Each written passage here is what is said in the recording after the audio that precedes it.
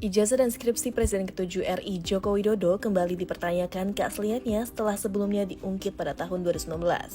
Baru-baru ini, masa yang tergabung dalam tim pembela ulama aktivis termasuk Rismon Hasiholan, Tifauzia, dan pakar telematika Roy Suryo menyambangi Fakultas Kehutanan UGM untuk menanyakan perihal ijazah Jokowi. UGM menegaskan bahwa Jokowi merupakan lulusan Fakultas Kehutanan UGM.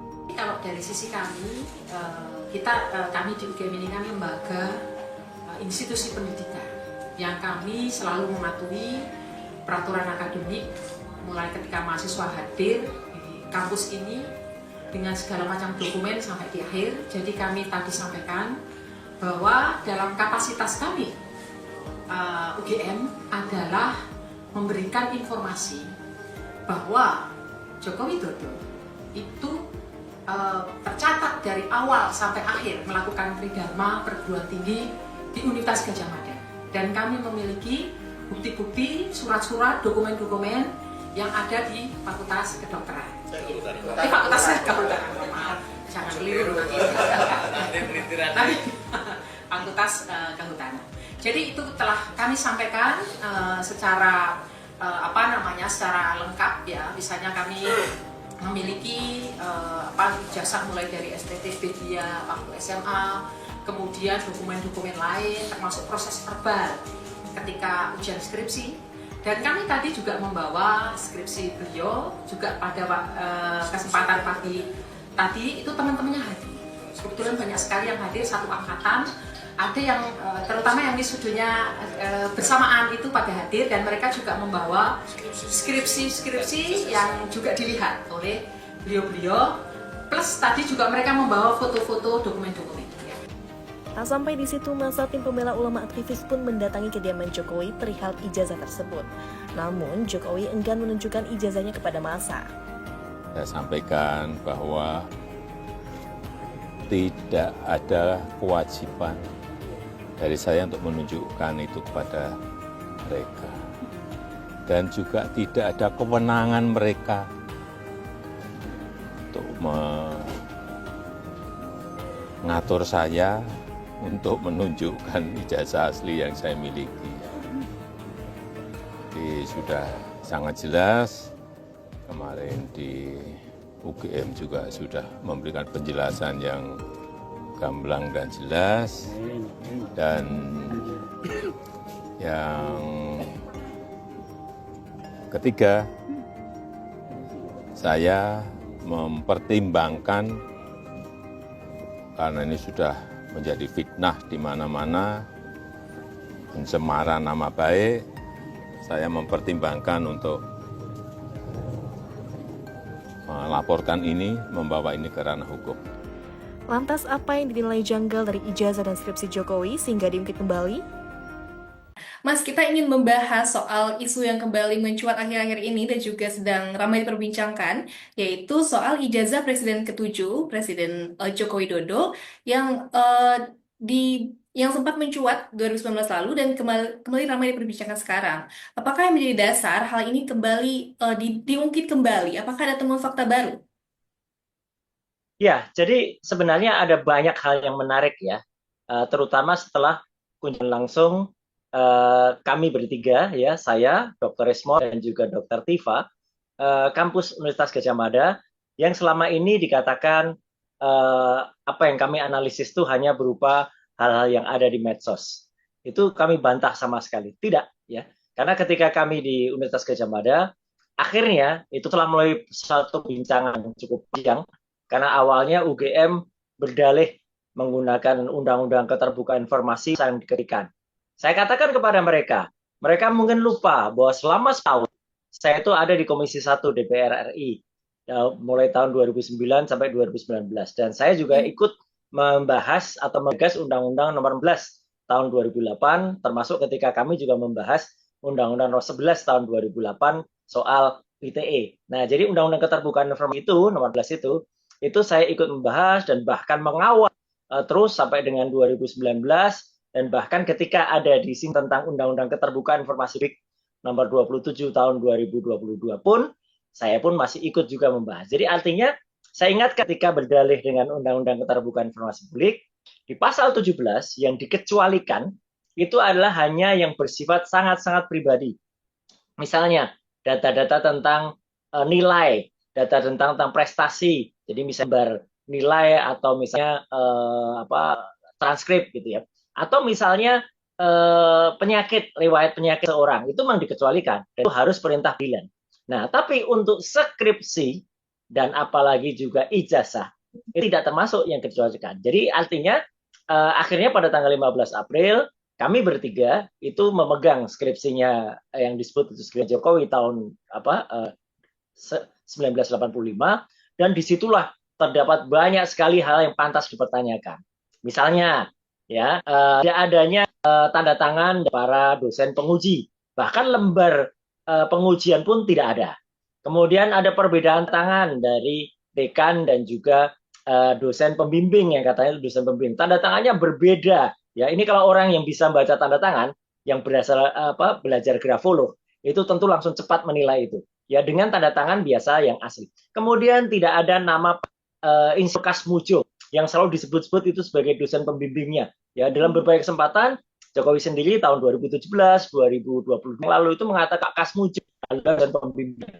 Itu nama Kasmujo. Dan bahkan yang menarik berikutnya adalah adanya perbedaan ya, antara skripsi dia itu dengan skripsi temannya yang dari angkatan 80 juga, yang ternyata ada lembar penguji gitu loh.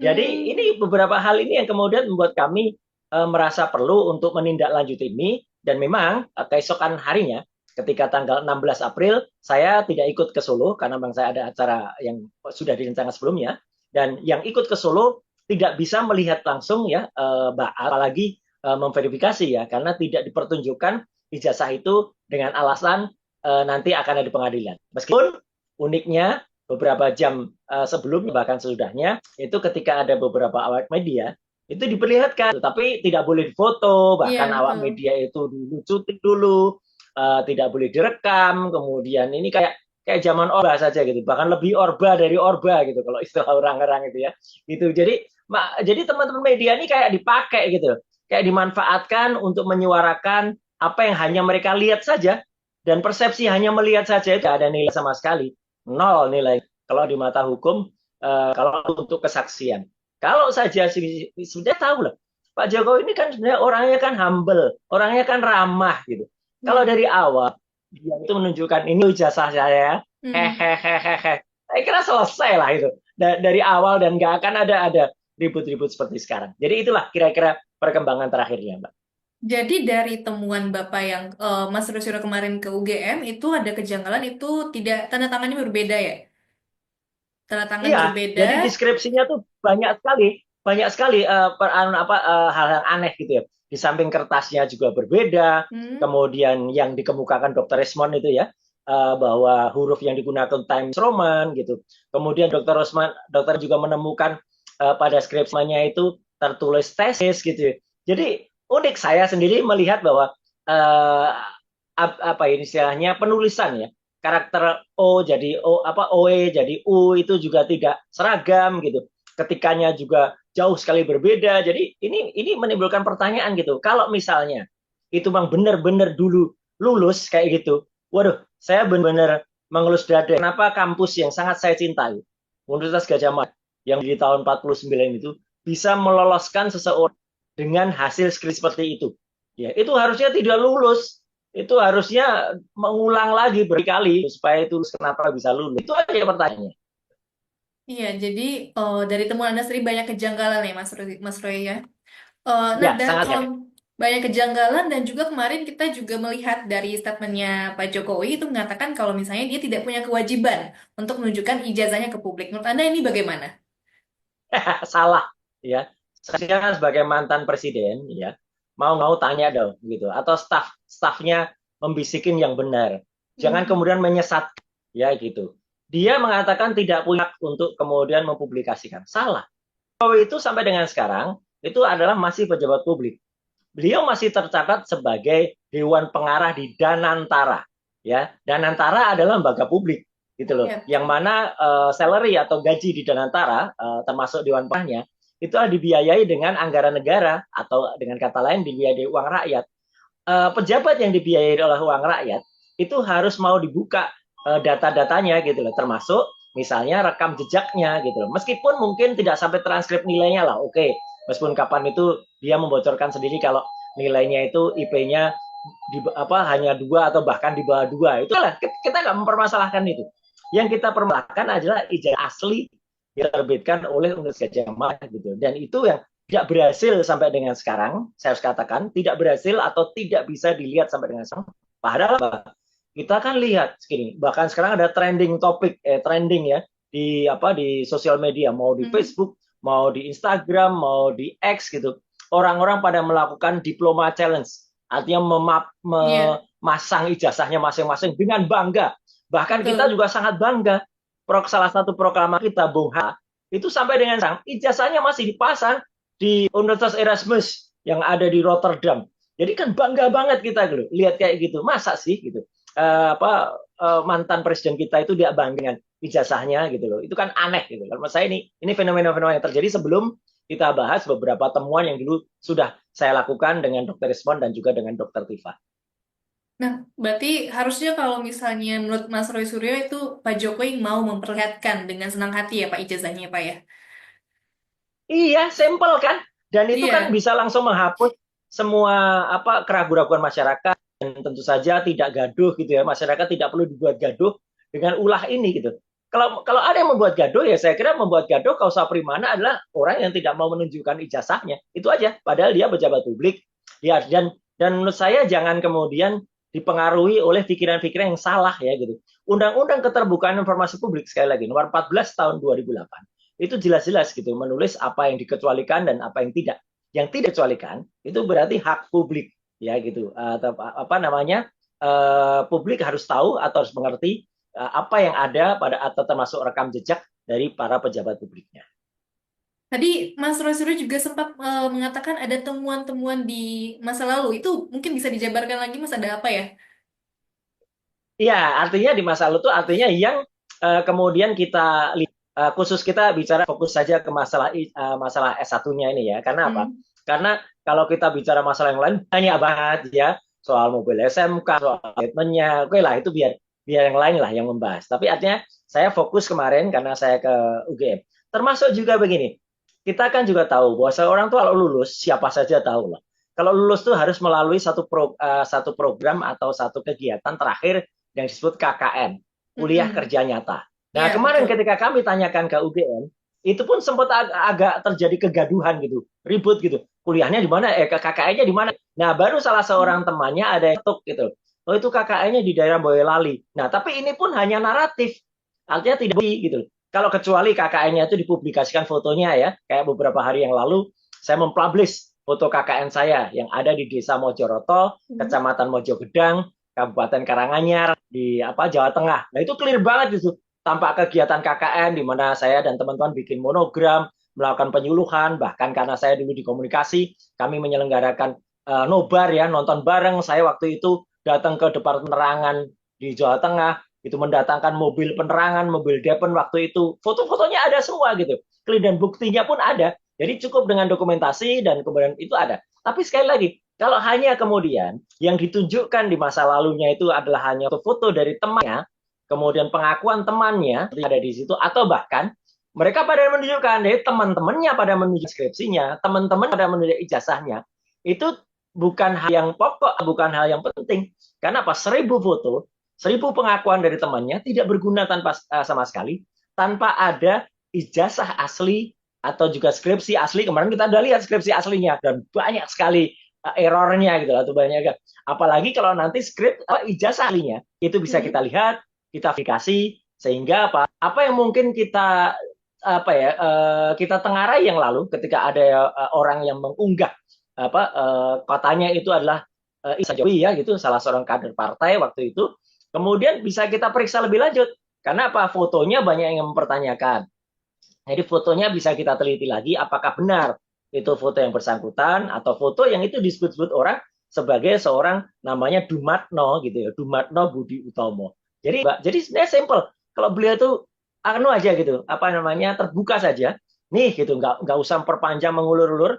Saya kira simple dan kita semua bangga, kita semua tepuk tangan sebagai sesama alumnus Universitas Gadjah Mada ya gitu. Waduh, kita tentu akan hormat dan kemudian kita nyatakan oke, clear, selesai gitu ya. Kalau memang ijazahnya kemudian terverifikasi sebagai ijazah yang asli dan benar. Itu aja.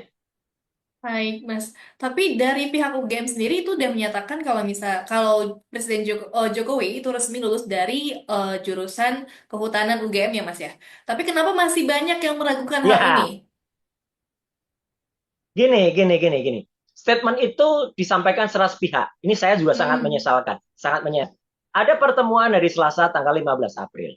Dan di pertemuan itu, ini yang penting diketahui, tertutup ya, tidak boleh ada kamera lain masuk ya, kamera wartawan apalagi, itu nggak boleh masuk. Jadi hanya ada kamera humas UGM di situ, ada 4 kamera, ternyata humas semua. Saya sempat berpikir waktu itu, kalau terbuka ya UGM katanya kan mendapatkan predikat kedua di seluruh Indonesia sebagai Ya. institusi dengan keterbukaan informasi terbaik gitu. Nah, harusnya ketika kami masuk itu bahkan disiarkan secara live gitu, ada live streamingnya, loh itu bagus banget gitu. Sudah kami hanya bertiga yang masuk dan diterima atau dikeroyok istilahnya teman saya, dikeroyok 6 orang ya, tidak ada keterbukaan bahkan kemudian setelah itu bikin konferensi pers sendiri ya gitu Pak. Tadinya kita ajak, yuk kita bikin konferensi bareng. Mereka bilang nanti aja Mas gitu. Setelah mereka bikin konferensi dan di konferensi itu coba perhatikan Mbak dan juga seluruh pemirsa Kompas ya gitu.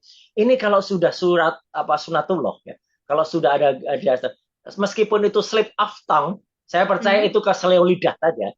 Tapi kan wakil rektor satu ya, Profesor Wening ya, udah Smoro, kan sempat salah mengucapkan Joko itu adalah mahasiswa kedokteran dan itu bukan loh ya, bukan rekayasa AI, itu beneran ada itu di link di YouTube-nya Humas UGM.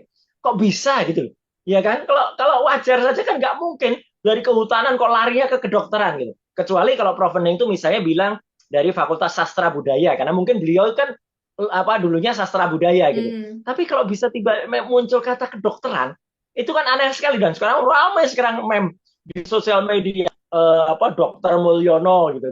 Nah, jadi banyak banget hal yang lucu-lucu atau aneh semacam itu dan saya percaya ini adalah kayak digariskan gitu. Nanti akan ada banyak petunjuk sehingga apa? Statement dari sepihak saya katakan dari Universitas Gadjah Mada itu pun perlu diverifikasi karena sebelumnya mereka katakan punya 34 atau 36 bukti, semuanya adalah omon-omon saja.